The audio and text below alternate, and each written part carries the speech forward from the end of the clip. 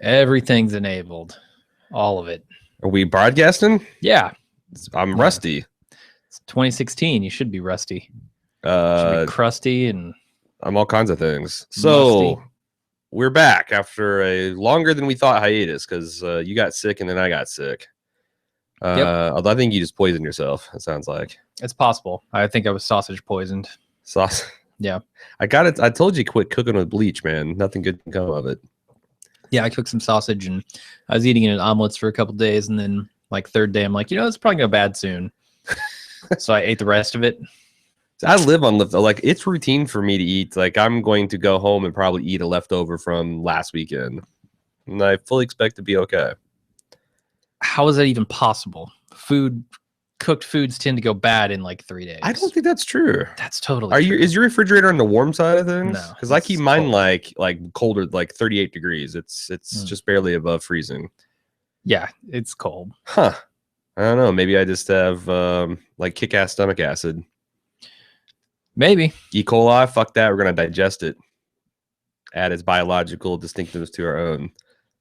So I've got a couple things to talk. What have we been doing the last 3 weeks? I've been watching a lot of TV, watched a lot of movies, playing a lot of video games. Same here. I played a bunch of Rocket League and Terraria over the break and just random games. I played a bunch of Hacknet. I watched a shitload of TV. I'm currently doing a bit of an X-Files review. Like some of the new shit? No. What new shit? Yeah, what do you mean by X-Files review? Like going back and watching some of the old episodes in prep for the new one. Oh, of Better Call Saul? What are you talking about? Why would I watch X-Files in prep for Oh, I'm sorry. I missed the whole X-Files thing. Yes, I've seen you do that. Okay, yeah. Okay. What the hell's going on? Rusty, what do you want? Apparently, yeah. The Q&A app. Q&A is apt. The Q&A app is as active if you want to jump in there and talk about something. So I played a lot of Batman Arkham City. And I've been listening to everybody kind of slag on it, and I thought like, well, I rationalized it by like, well, maybe Arkham Origins or whatever the hell it was called, the one that was kind of the non it wasn't Naughty Dog that made that, some other company. Yeah, I don't know. Anyway, it wasn't made by them, and it was kind of shitty and subpar. And if you played through that, maybe you were just Batmaned out. And I'm like, I was hearing everybody talking about the Batmobile and how bad it was. I'm like, how bad can it be? And how much of the game can it be? I'm here to tell you that I haven't finished Batman, and I'm invested in the plot. But the Batmobile fucking ruins that game. It's terrible. It's terrible. All right. Good. Yeah. So here's what I expected. It's not fun to drive. It's very heavy steering, so you're constantly just veering all over the road, and you're driving through buildings, and you're just wrecking Gotham City. It uses like heavy duty artillery, like miniguns and rockets and shit, and they justify that by saying that the armed craft that you're facing are in fact drones. So like you don't have to feel bad to blow the shit up, so they're remote controlled. But it's like, that's just, I don't know, man. It's like Superman 64 levels of this is not why it's fun to be Batman. Yeah. Conversely, the combat is almost better than ever. Because if you really like the Predator mode shit where you're sneaking around in the rooftops and taking out guys with guns, you can still do that. But they've got this thing called like multi-fear takedowns, where if you get to drop on one guy, all you got to do, it goes in like quick time slow motion as Batman's beating the shit out of him. And if you rotate your vision to the next guy, it highlights him and says push X to fear takedown. And you just chain those. You can work it up. You start from 3. I think you can chain up to 6. And Batman just whips everyone's ass in a room in the span of like 2 seconds. And then you can get back to doing what you're doing. But that's what I like about Batman. Yeah, and that stuff is super fun, but you almost never get to do it because like every time, I remember my heart broke because I got to the Ace Chemical Factory. I'm like, finally, I'm going to go inside a building. I can leave this fucking Batmobile behind. I open the front door, and guess what? There is a double-wide highway built in this goddamn building so I can bring this shitty Batmobile with me. Ugh. And when the road runs out, it's your job to get out of the fucking car. You have to then figure out how to get the Batmobile up along rooftops and use winches and stuff and do puzzle solving to get it. And I want to sink this into the Gotham River. I don't want to bring it with me. It's so ridiculous. It really makes me sick. Huh, okay. So I was so looking forward to spending my Christmas break beating and playing through and beating Batman, and it was a giant shit fest. A video game I have fallen in love with in the last couple of days is Pocket Mortys, though. Have you heard of that? Yeah, only because you told me about it yesterday. Yeah. So I just on a whim, I said, I wonder if there are any like Rick and Morty soundboards on the Android store. And there's a whole bunch of mini games, and one of them was this Pocket Mortys, and it's essentially a reskin of Pokemon. The conceit being you're Rick and Morty's Morty. Morty is like a Pokemon, and you go travel between dimensions to other Ricks, and you have them battle their Mortys. And there's endless varieties. You got like Old Man Morty, who looks like an old version of Morty. You got Scruffy Morty, who's like got messy hair and scratches over him. You've got Robot Morty, Tentacle Morty. I'm sure there's a Cronenberg Morty somewhere. And it's just, I don't know. I've never played any Pokemons. I've seen my son play them. I played the card game with him. I've watched Cecily play them. So like I'm not burnt out on that gameplay. And it's actually kind of surprisingly robust, fun, lightweight RPG type of system. So I'm having a lot of fun playing that on my phone. All right. Android and iOS. And if you like Rick and Morty, the adult kind of humor is pretty funny too. Cool. I did a little hobby stuff over the break. Oh yeah. Up a wire, are you going to show off any of that stuff? Have you got it? I don't have. So I made a wire type bonsai tree, a bonsai tree out of wire. Not to be confused with wiring a bonsai tree, which it's damn impossible to search for wire bonsai tree and get anything. But how the fuck do I wire my bonsai tree? Why would you wire a bonsai tree? To place limbs, branches, and shit where you want them. Oh, so you actually run wires around them to constrain their growth? Not to constrain growth, but to position them. So like to bend them into place. Okay. Like if I want a branch to droop lower on the tree or jut out in a specific But eventually way. You remove the wire after it takes the... Yeah, okay. Eventually. All but right. you use the wire to keep it there while it kind of conforms to that position. And then, okay. Then you take it off. But yeah, it's impossible to search for wire bonsai tree without getting that. But yeah, I bought like a pot for it, and I bought some fake craft soil that I'm going to shove into that pot and plant it, but haven't done that yet. Will you show it off when you get it done? Yeah, why not? I'm surprised. It's my first attempt at something like that, and it turned out way better than I expected. Can we? I feel like we should find a picture of what this stuff looks like. Yeah, because it will inevitably look way better than what It's hard to imagine. At least it was hard to imagine for me when you first started talking about it. Yeah. What is the? I guess search for wire bonsai tree. Oh, I have to type. Yep. Wire bond, and we've already prefaced this by saying this is impossible to find, so this should be entertaining. It's also impossible to find with a fucking broke ass. What the hell? I don't think it's gonna work. Nope. Keyboard's dead or something. Is it turned off? How would it be turned off? It's got an actual switch on it. Nope. Here, let me see it. Pass it to me. I got the touch. Yeah, I'm sure you're gonna get it to work when I can't. Oh, yeah, I want to reboot it. That's what you always do to get something to work like that. All right, let's see. Aha! I did get it to work. Wire bonsai. Bonsai tree sculpture. You add that to it at this. Oh yeah, that's fucking cool. Oh wait, I actually just want to see images of it. Search process is riveting. I don't want to go to the Etsy stuff. All right, cool. Huh. Wow. So we have a system to do this, don't we? We can switch to the view websites and stuff. We pioneered this art. It seems like.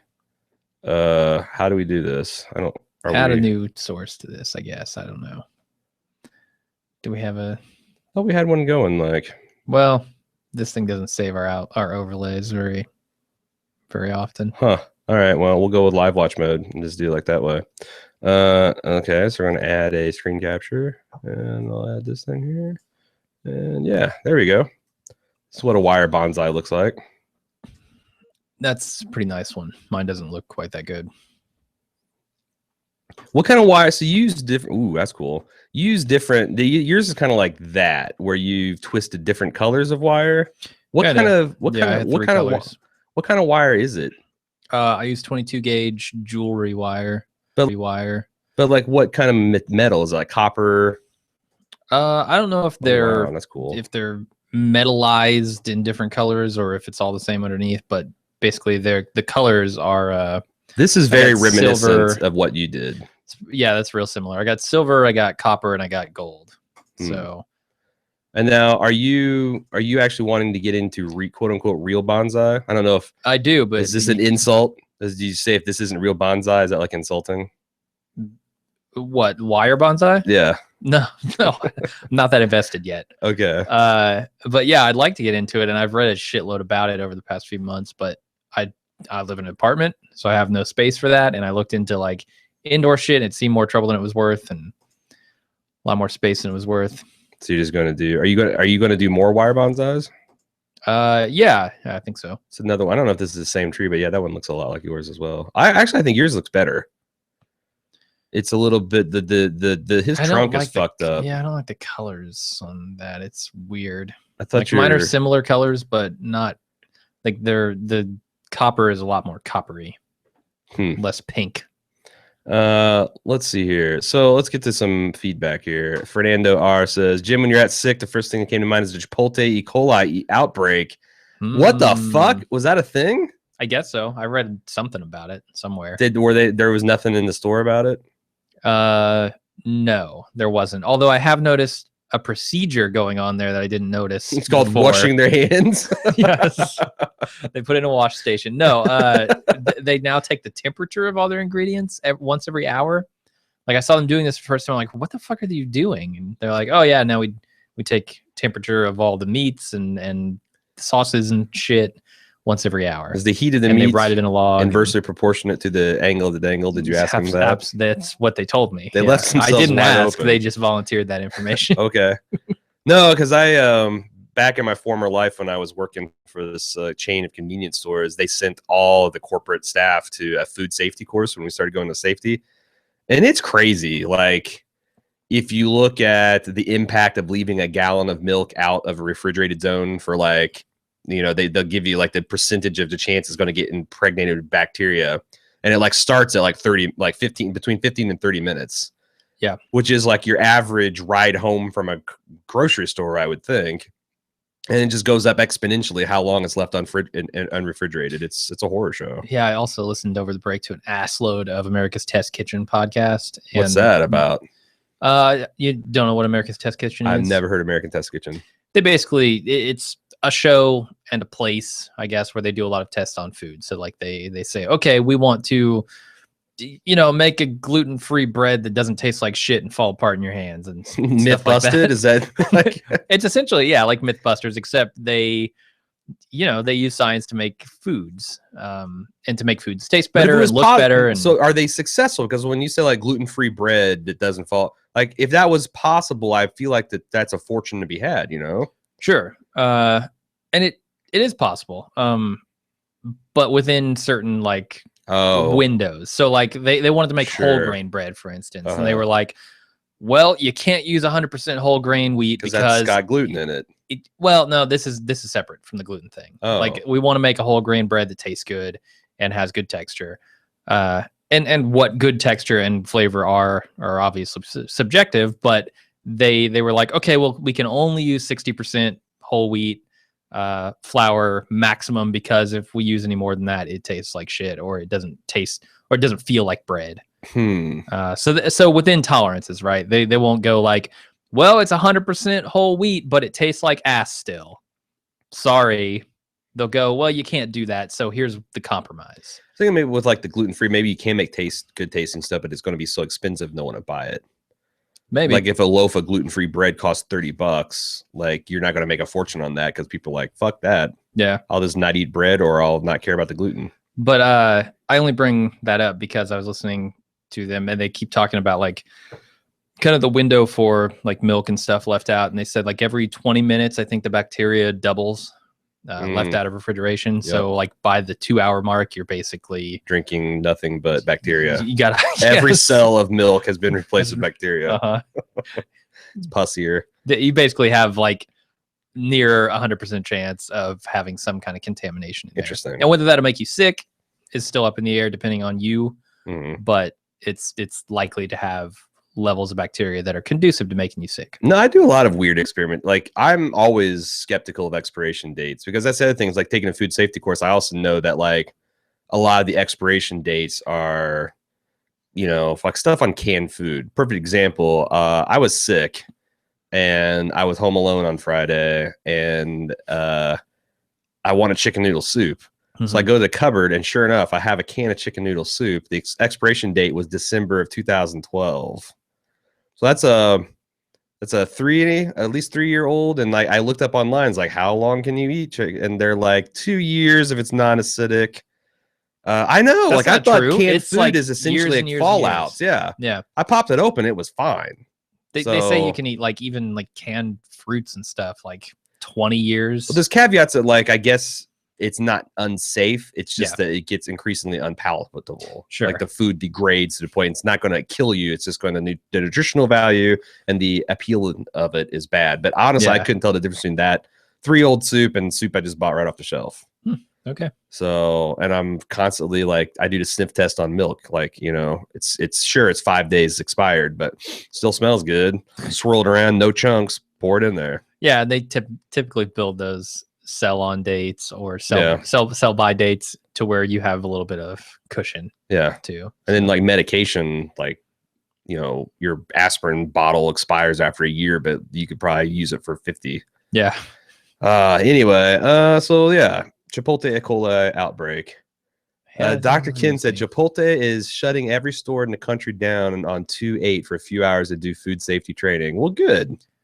I hope I don't need a burrito in that window.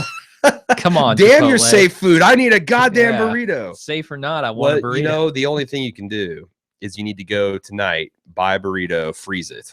Oh, that would be terrible. You need an emergency burrito. I can't imagine. Wait a second. Just freezing. You can buy frozen burritos. People buy them all the time. Yeah, I'm sure they're different than just your standard Chipotle burrito, though.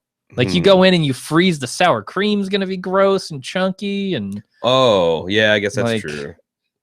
I can't imagine that just take your standard off the line burrito and freeze it. I think you're gonna. These guys love you so much that I bet if you asked like a catering package for one person, they would do it for you. Open the store for me during those I'm just saying that they'll, you know how they do catering, but it's only for like groups of 10 or more. They would do individual portion sizes of catering. Well, I can eat that's what you, honestly you portion. Probably should. You should order catering for 10.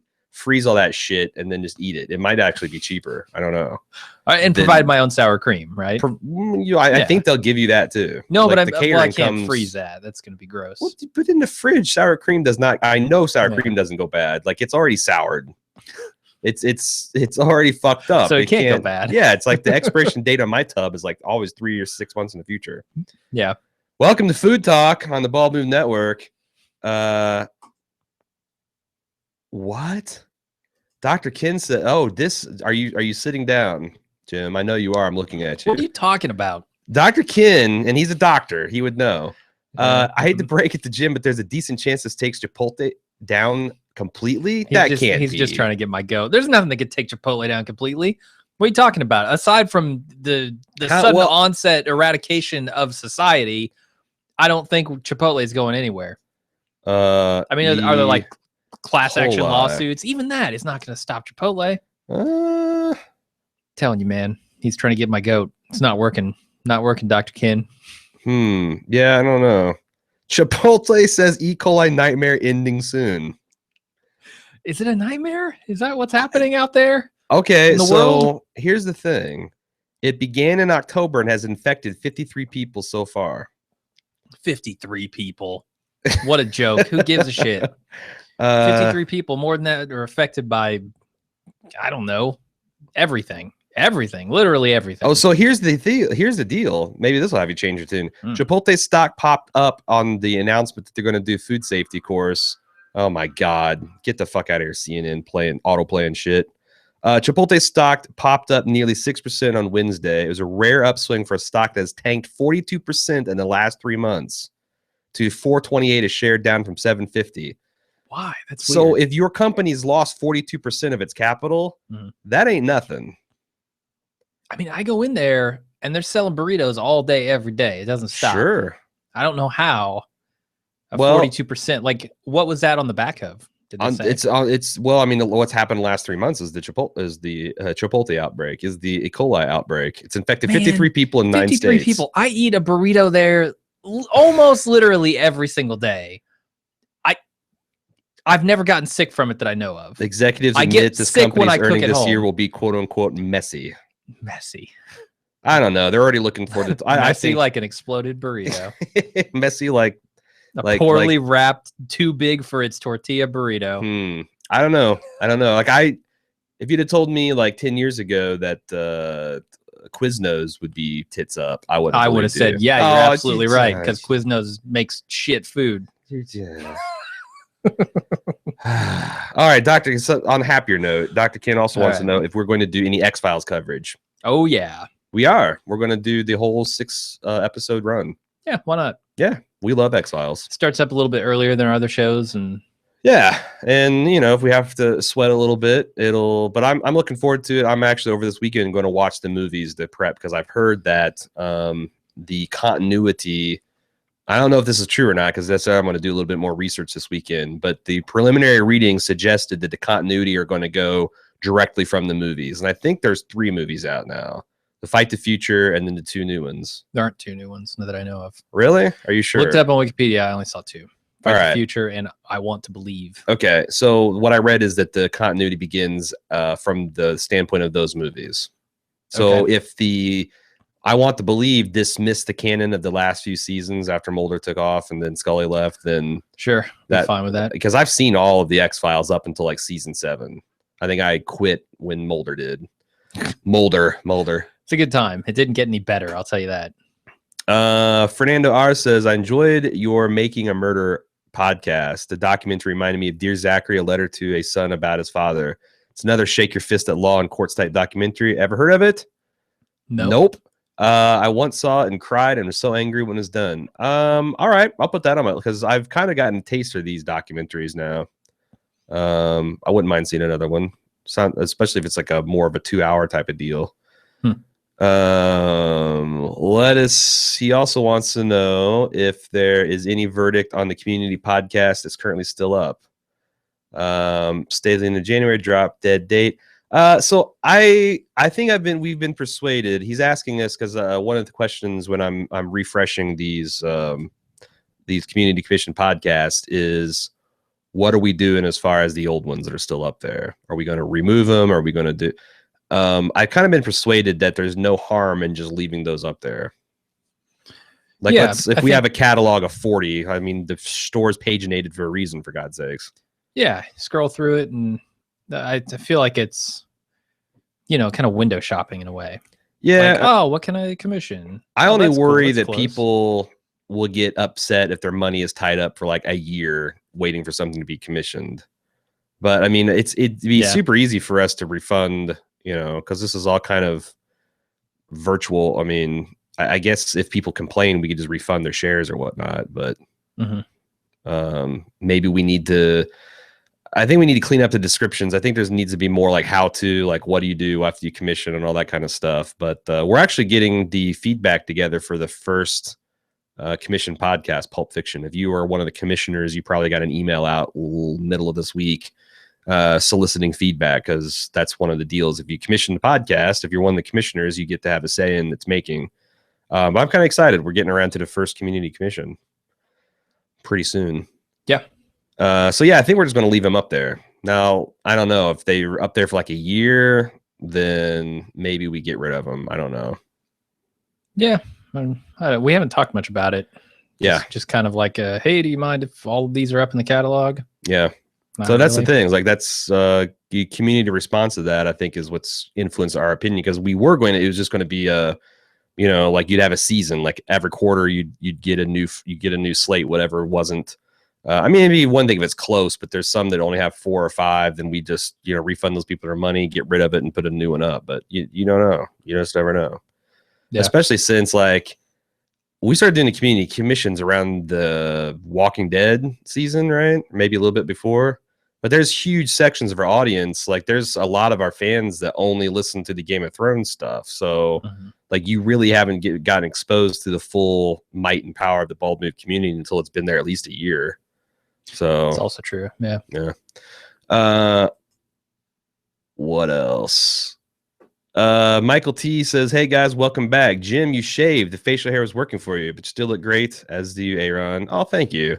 It's always every single time we post a video to the public, as we did with I don't think that the videos were posted for the public, but the actual images made it to Facebook, the cover images, and everyone says, "You guys look nothing like what we expect." And I guess people in their mind's eye, they probably always expect the voices to look better than they do. But I'm always like slightly mildly offended when people say that. Like, you look nothing like, what were you expecting? Maybe they were expecting a real troll. Oh, and you don't look like a troll, so they're happy. That's exactly what surprised. they're doing. That's what they're doing. Maybe. I mean, I got it. Like I got it when I was rocking the big hillbilly beard. Yeah, but I mean, I guess I feel like more of a normal dude now. Why did you shave? Change of pace. Change of pace. You barely got on the beard pace. What do you mean? I was on it for like a month. I don't know. I guess it's more of a lifestyle for me. Yeah, I don't know. It seems like literally everyone I've ever encountered in the last 5 years has a beard, and I don't know if I want to participate. Don't know if I want to perpetuate the beard. Was it itchy that much? Yeah. Oh, really? It's itchy, and you can't like really wash your face, which feels weird. Really? I shampoo it, man. You shampoo your beard? Yeah. And then this is an all-over thing. Dries out and it gets all gross and twisty, and I just then you got to start getting. I'll probably grow it back. You got to get the beard. You got to start getting into beard oils. I don't want to be a beard guy. That's the thing. Like, I don't mind having a beard. I don't want to be a beard guy. You don't want to be a beard guy. I don't want to have fucking beard guys. Yeah. I don't know. I think there's a little bit of adaptability. But like I did the beard oil when I had a really long beard because it got kind of unruly and whatnot. Yeah. But no, I shampoo it and condition it about once a week, and it doesn't dry out. It doesn't itch. Like, that's the thing. If this fucking thing itched, I would cut it. But it's far less. It stopped itching after it grew out a certain amount. Like, it itches when it's growing in, but then once it gets long enough, same thing like shaving your balls, man. You gotta get through the stubble phase. True. Yeah. Well, I kept the beard there. Oh Jesus, I fucked up, Michelle. I'm sorry. It's the thing is like I'm reading this screen from like 6 feet away. So like, and the Google font is not doing me any favors. It's very small and at an angle. And at an angle. So I'm sorry. It's Michelle, not Michael. All right. The other thing I want to talk about, I don't know if people find this interesting or not, but you need a secondary who shit the sink update, don't you? I thought I did give one. Did you? Somebody was saying can't wait for the Lunch with Jim and Aaron so I can hear about the second shit the sink.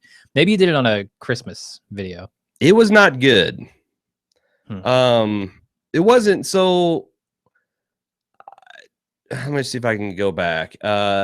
So Cecily did it this time, and she she was not caught. It went off without a hitch. She actually, someone had made a chocolate sundae kind of trifle.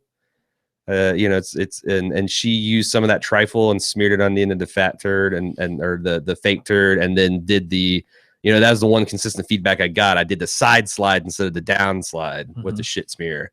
So she did that, and she sprayed it, and of course, the spray is vile. And we waited about 40 minutes or so, and one aunt come flying in and like wanted to speak to her mom, and they came out, and then like these women come out of the kitchen. They're like, all right, we need all the children down here right now. So all the children come down, and the first thing I'm thinking of is like, is my son going to be able to carry this weight? He did, like a champ, man. He was stone faced, nothing.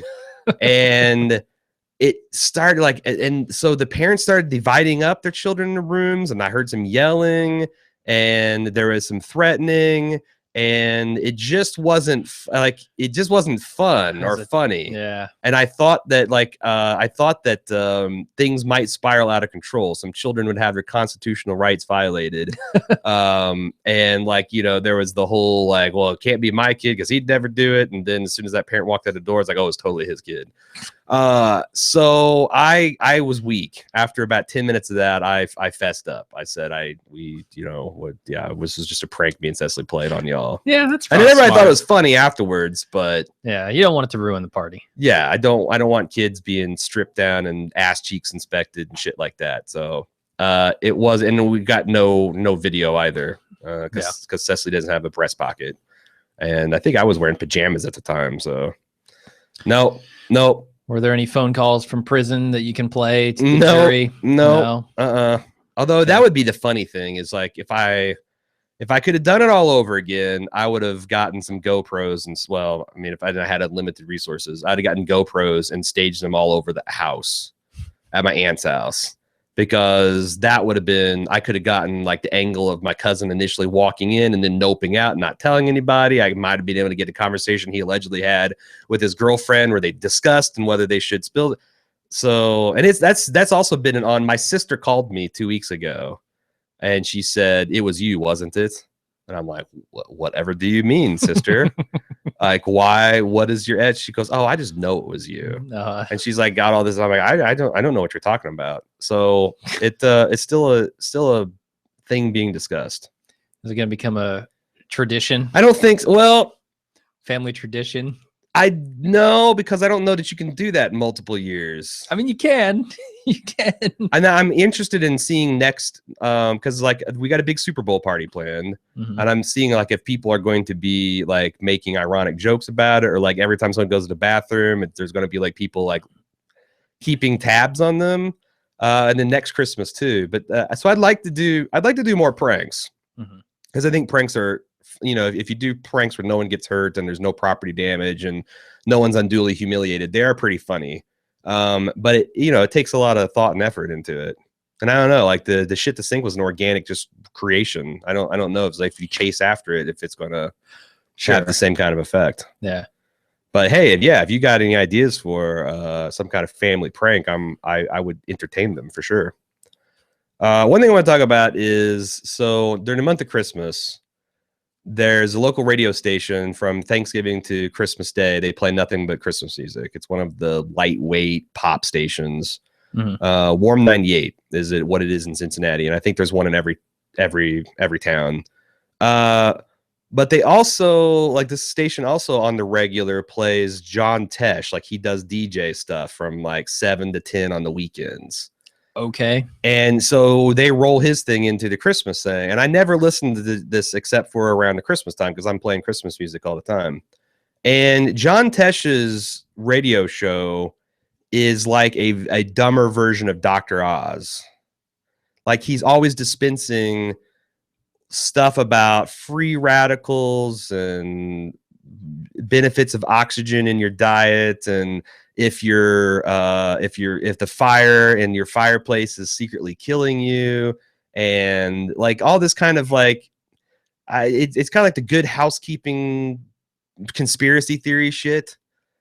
It's like stuff that gets, like, I guess, housewives all whipped into shape. But the way he does it is just, it's John Tesh, so he's full on reading in his like Entertainment Tonight announcer voice all the time, and he does these weird tonal inflections, like what was he talking about? I don't know. He was talking about fireplaces and how bad they are for your health. He's like, a lot of people think that home and hearth is all about America, and it's all part of having a warm living room, but some people think, and he switches into like the menacing voice, some people think that you could actually be breathing soot and carcinogens and you're getting black lung and all this shit. But I'm really bombing on this. Well, I have natural gas. The reason that I wanted to get to this is during his fireplace rant, he talks about like the difference between soft and hard woods, and like some are better to burn for you than others. And he at one point urges his listeners to, if you don't know the difference, Google hardwood. Don't do that. I'm just imagining all these grandmothers flocking to their computers, Googling hardwood, and like, what must be the top search result? And then I started thinking, like, is John Tesh like, is this his act of rebellion? He's a grown-ass man talking to other grown-ups as children. Like, does he slip stuff like that in just for the hell of it? That'd be amazing. That's what I would do. Yeah. Yeah. Like the same thing, like I think about that for people to host like children's shows, like the Wiggles. Like these guys have to do something subversive like every 30 episodes, or how do you not lose your mind? Yeah, it's like fuck, I can never remember the name of this movie, but Ed Norton, Danny DeVito, where he's the Death to Smoochie? Death to Smoochie. Mm-hmm. And he's got the penis shaped cookies and he's like, it's a rocket ship, kids. Yeah. Yeah. So John Tesh could totally be doing something like that. I believe it. Google John Tesh's hardwood. And yeah. Man, I wish I could think of some, because that's the thing. Like I had some notes, but that was 2 weeks ago, and then we missed last week, and now they don't make sense anymore. But yeah, he just like gives all these updates about shopping and how, like, you know, the person at your restaurant could be stealing your credit card, and your waitress is spooging in your soup, and have you ever really thought about the cleanliness of public restrooms, and are electric cars actually good for the environment? And it's just it's 5-minute rants that just, I don't know, man. Me and Cecily were having a good time. Like every once in a while during the Christmas season, we'll break into a John Tesh rant just to see like how ridiculous we can make it. I don't know. It come up better 2 weeks ago. I blame the Chipotle E. coli outbreak. I'm feeling a little bit of it right now. All right, Fernando R has got a relevant question here. Any update on cocktails with Jim and Aaron? I think not anything specific or no. I'm willing to set something in stone. Oh, I'm willing to set something in stone live on the air. Great. We were supposed to do it last Tuesday, and then like I was still getting over being sick, and you know we were still kind of behind on stuff. I don't know why we wouldn't do one this Tuesday. Yeah, I suppose so. And we're going to have a newsletter coming out early next week as well that has like our upcoming late winter, early spring coverage, because we got a bunch of can we talk about that? Yeah, that's set in stone. All right, that is set in Google Doc, even firmer. Let me call this stuff up here. Of course, we got Walking Dead, right? Of course, we got Better Call Saul. I got the exact dates on this stuff though, if the tabs will render. All right, so here's our lineup coming up. Banshee starts on Friday, January 29th, and Cecily and I will have a podcast out that following Monday, February 1st. That's something me and Cecily are going to do. It's the final season of Banshee. We're starting covering that. Jim's not going to be on it.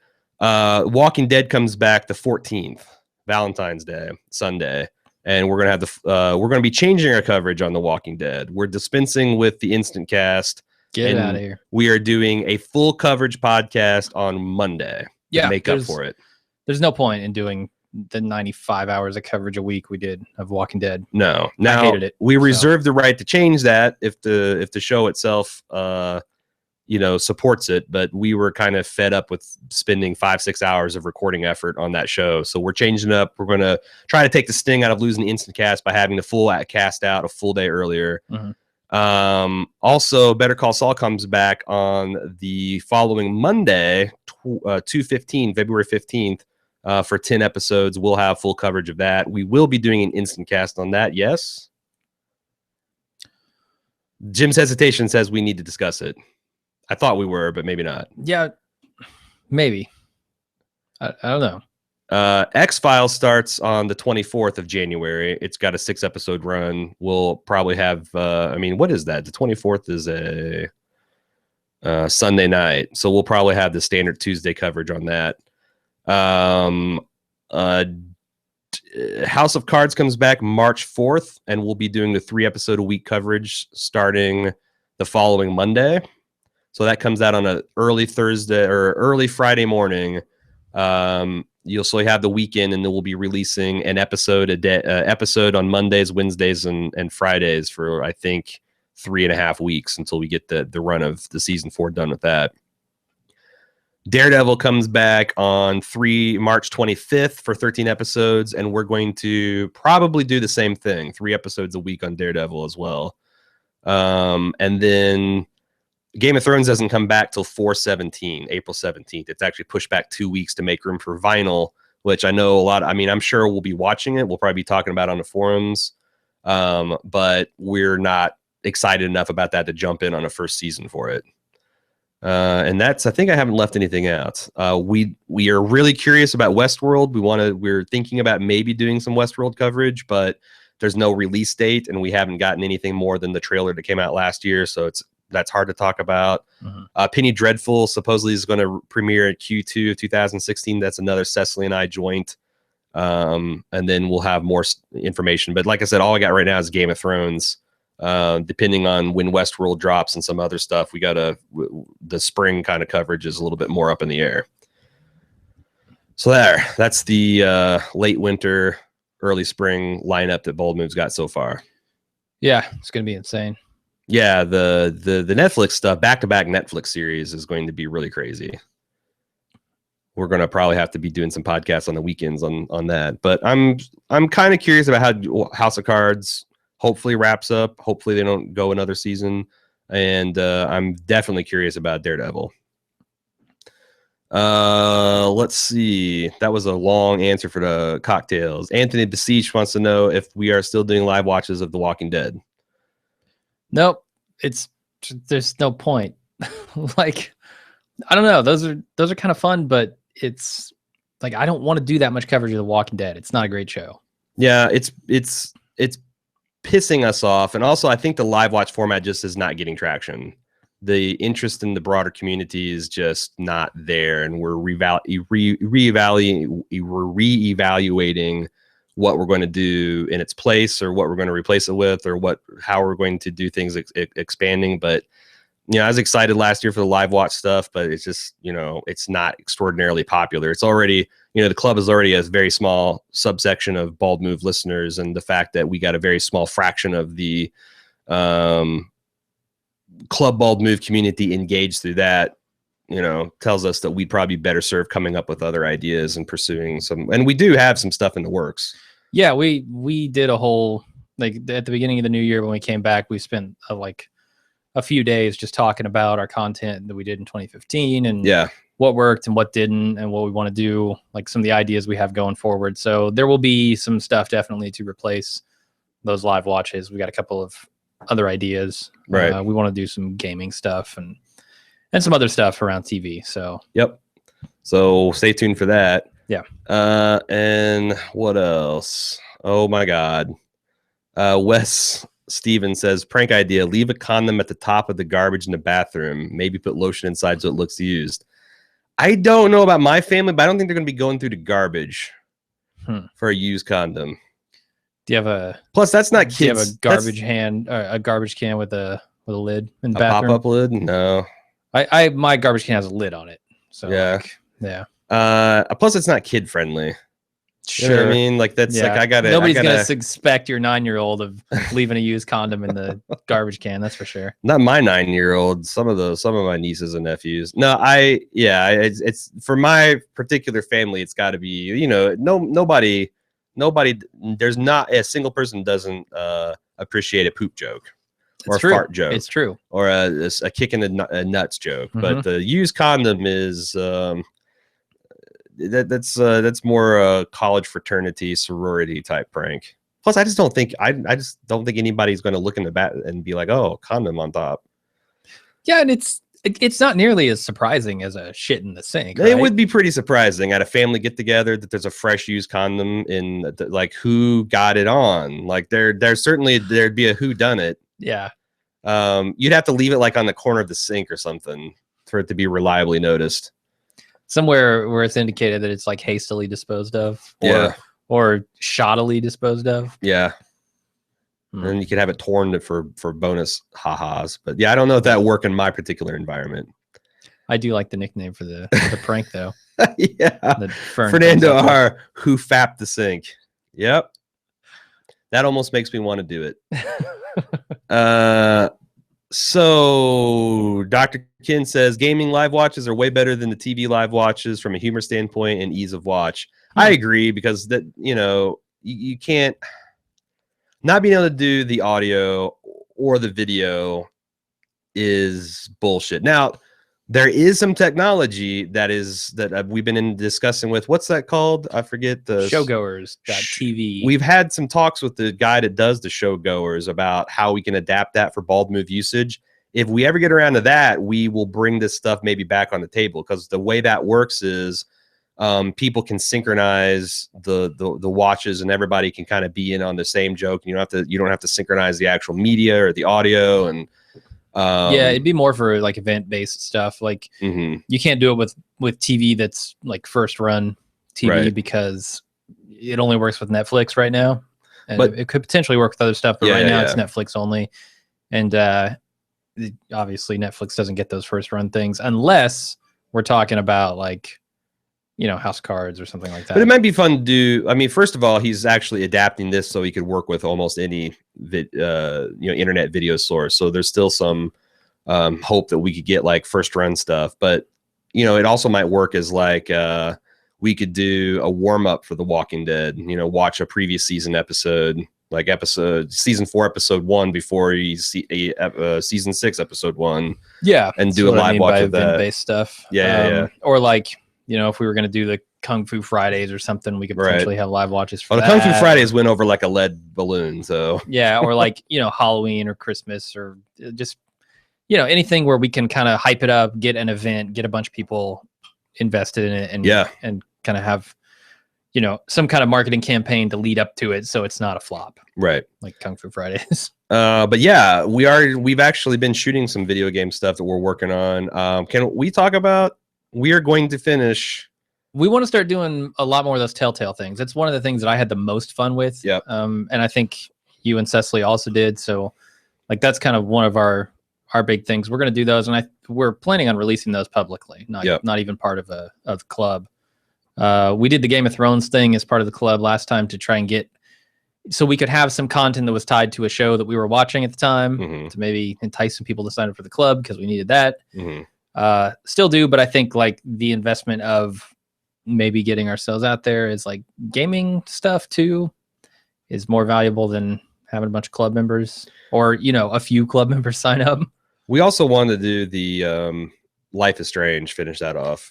Yeah, because that's actually getting noticed for like just.